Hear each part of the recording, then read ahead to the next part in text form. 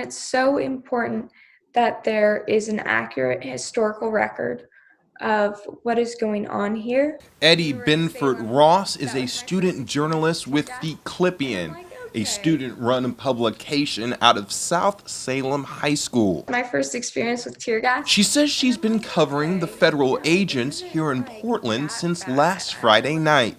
You can see these photos she posted on her Twitter to keep people updated.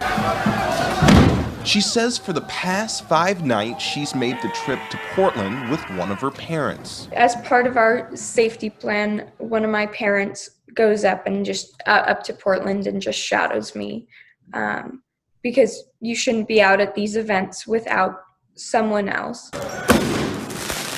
She says there's some huge differences between the protests in Portland versus Salem. Whenever I identified myself covering the Salem protests as press, they were always like, okay, great. But in Portland, she says that's not the case at all. I had stun grenades thrown at me several times while I was standing off to the side. I have had guns pointed at me several times. Binford-Ross says it seems like the crowds downtown are getting bigger night after night. We've seen the protesters getting more organized.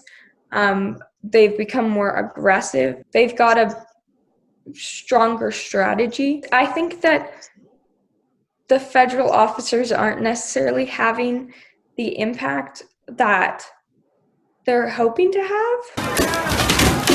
But even now, with all the danger, Binford-Ross says she understands her work is more important than ever before. It's so important that the community members, like members of the community at large, are given the tools that they need to kind of follow along and know what's going on the ground.